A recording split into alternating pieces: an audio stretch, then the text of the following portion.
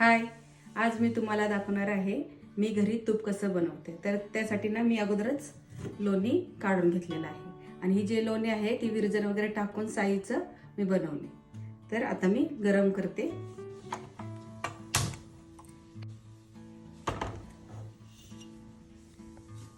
हे ब्राह्मी आहे आणि हे ब्राह्मी आपल्यासाठी मी चांगलं असतं, मन शांती वगैरे आणि बुद्धी वाढण्यासाठी.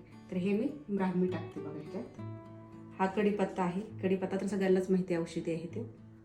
आणि हे शेवग्याचे पान आहेत. तर शेवग्याचे पानं आहेत ना, ह्यानं आपले B12 शरीरात कमी असलं ना तर ह्यानं B12 वाढतं. आणि शेवग्याच्या झाडापासून मुळापासून सगळ्याच म्हणजे फुलांचा पण फायदा आहे आणि ह्याचा आपण डिंक करतो, डिंक पण चांगला असतो. म्हणजे त्यासाठी मी ही शेवग्याचा पण पाला वापरते. आणि ही पेपरमिंट आहे, कारण घसा वगैरे आपला खसखस करतो ना असं, त्यासाठी हे पेपरमिंटचा पाला आहे, तो पण मी टाकते. आणि हे पेरूचा पाला आहे. तर पेरूचा तुम्ही कधी चहा वगैरे प्यायलाय का? लहानपणी आम्ही खूप प्यायचो याचा चहा. आणि ही पेरूची पानं पण मी टाकते. ही तुळस पण औषधी आहे, त्यामुळं तुळशीची पण सगळ्या पूर्ण माहिती आहे सगळ्याला, त्यामुळे तुळस मी काही सांगत नाही. तुळशीचं पान. हे बेल पण चांगलं आहे शरीराला. आणि हा राहिला पुदिना, आणि हे पुदिना पण मी ह्यात टाकते. हे रोजमेरी आहे, हे रोजमेरी पण मी टाकते, हे पण चांगलं असतं. आणि हा दुधी आहे, दुधी पण खूप औषधी आहे, तर ही मी हे दुधी ह्यात टाकते. तर हे बघा मी असं तूप बनवते. प्रत्येक वेळेस वेगवेगळे ना जे मला भेटतात ना लिप्स, त्याचे मी टाकत असते ह्याच्यात. आता मी एवढे माझ्या झाडात म्हणजे होते तयार, ते मी ह्याच्यात टाकलेत. तर आपण आता हलवून घेतले. तर मी कडवतानाच का टाकले, तर ह्या पानांचा सगळा जो अर्क असतो ना ते त्यात उतरतो, म्हणून मी तूप कडवतानाच हे सगळं टाकून घेते.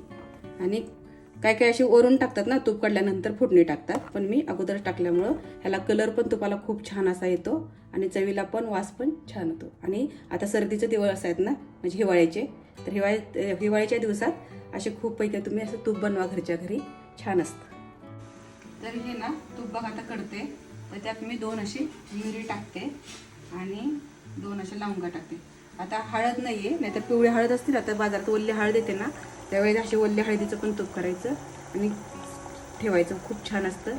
हे तूप आहे ना, समजा आपण रात्री झोपताना ना दुधामध्ये ना टाकून पिलं ना तरी खूप छान असं शरीराला काही होत नाही, चांगलं असतं.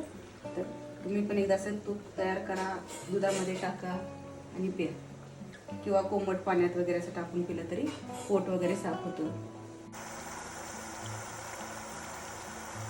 रोजमेरी आहे ना, तर रोजमेरी ना ताणतणाव कमी करण्यासाठी चांगले आपल्या शरीराला. आणि शरीरावर जर सूज वगैरे असते ना, तर ते आपण घेतलं ना त्याचा काढा करून, तरी त्यासाठी पण चांगलं आहे. आणि आपली केसांच्या वाढीसाठी पण, म्हणजे तेलात तुम्ही त्याचं तेल करा रोजमेरीचं, त्यात वापरा, ते पण चांगलं आहे. आणि दुधी जो आहे तो डायबिटीससाठी आणि शरीरावरती सूज, आणि आपण त्याची भाजी वगैरे करून खाल्ली ना तरी चालते, छान असते, म्हणजे चांगले शरीरासाठी चांगले आहे ते आयुर्वेदिक. हे पहा किती छान असे आपले तूप तयार झाले बघा.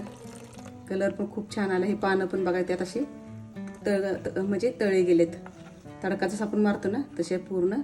हे बघा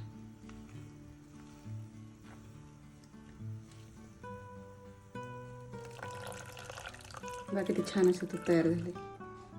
हे जे तूप आहे ना, हे मी थंड झाल्यानंतर गाळून काचेच्या भरणीत ठेवणार आहे. तुम्ही पण असंच तयार करा आणि काचेच्या भरणीत गाळून ठेवा, खूप दिवस राहतं आणि छान राहतं. तर आपण नंतर भेटू पुढच्या व्हिडिओमध्ये. बाय.